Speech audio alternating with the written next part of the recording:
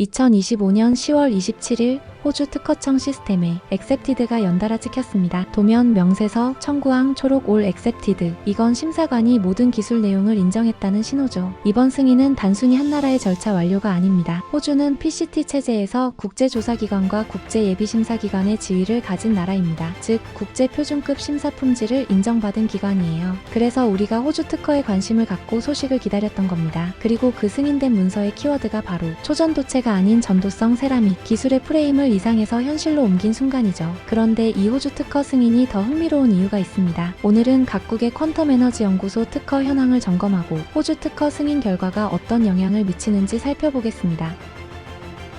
현재 캐나다와 유럽은 이미 1차 보정서를 제출하고 결과를 기다리는 상태입니다. 즉, 두 곳 모두 심사 테이블 위에 올려둔 상태에서 이번 호주 승인 소식이 들어온 셈이에요. 캐나다는 호주와 같은 영연방 법체계를 갖고 있고 양국 특허청은 글로벌 특허 심사 하이웨이를 통해 심사 정보를 교류합니다. 따라서 이번 호주 승인 문서가 캐나다 특허청에 전달되면 바로 승인이 날 가능성도 있습니다. 만약 거절된다 해도 호주처럼 전도성 세라믹 용어로 보정하면 승인 장벽은 확실히 낮아질 거예요. 유럽도 마찬가지입니다. 유럽 특허청은 전 세계에서 가장 까다로운 심사기관 중 하나지만 지금은 이미 1차 보정서를 받고 실체 심사를 진행 중입니다. 여기에 호주 승인이라는 국제적 선례가 추가되면 유럽 특허청 심사관도 기술 실체가 존재한다는 전제를 인정할 가능성이 높습니다. 거절되더라도 그 사유는 더 이상 재현성 불충분이 아니라 용어 불일치 수준으로 완화될 거예요. 즉, 호주의 보정 모델이 유럽의 문턱을 낮추는 실질적 선례가 된 셈입니다.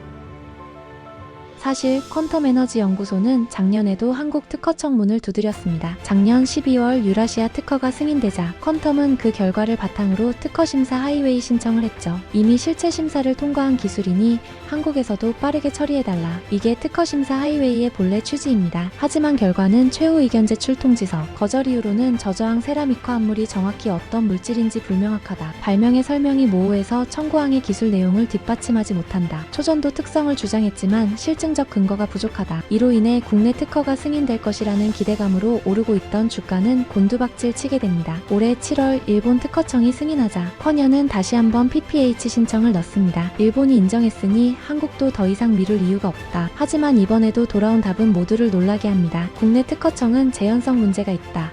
제조법을 명시하라는 요구를 던졌죠. 그래서 기존의 기득권 카르텔도 목숨을 건 저항을 하고 있다는 콘텐츠도 만들었고 많이 공감해주시며 주주분들의 분노를 실감케 했던 사건이었습니다. 그런데 이제 판이 달라졌습니다. 호주 특허는 단순히 초전도체가 아닌 전도성 세라믹이라는 현실적 용어로 보정된 이후 전면 승인을 받았습니다. 이건 심사 논리 자체를 바꾼 사례입니다. 이제 퀀텀 에너지 연구소가 이 호주 승인 문서를 국내 보정서에 첨부하고 전도성 세라믹으로 용어 변경에 제출한다면 한국 특허청도 이전처럼 재현성이나 제조법 공개만을 명분으로 거절하기 어려워집니다. 왜냐하면 이미 국제조사기관과 국제예비심사기관 국가가 실체 심사 후 승인한 내용을 같은 PCT 패밀리 기술로 거절하는 건 논리적으로 모순되기 때문입니다. 그러나 일본 특허 승인 이후 국내 특허청의 충격적인 대응을 보면 바로 승인을 내주지는 않겠다는 생각이 듭니다. 하지만 결과적으로 거절 명분은 거의 사라졌습니다. 결국 핵심은 용어 현실화가 만들어낸 법적 통로입니다. 초전도체라는 단어가 너무 이상적이었기에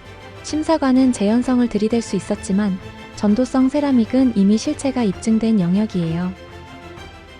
그리고 마지막 퍼즐은 바로 미국입니다. 미국 특허청 데이터베이스를 보면 2025년 2월 19일자로 새로운 출원 번호가 등록되어 있습니다. 상태는 언도케이티드 트랙 1, 심사관 배정 전 단계이지만 이 한 문장이 모든 걸 설명합니다. 트랙 1 바로 미국의 신속심사 제도예요. 이 출원은 기존 특허의 연속 출원으로 기술 내용을 이어받아 청구항과 용어를 보정한 새 버전입니다. 쉽게 말해 기존 출원을 버리지 않고 새 심사로 다시 들어간 것이죠. 그리고 신속심사 트랙 1은 보통 6에서 12개월 내에 결과가 나온다고 합니다. 즉 퀀텀 에너지 연구소는 지금 미국 트랙 1 가속으로 글로벌 패밀리 특허 중 가장 빠른 루트를 선택한 상태입니다.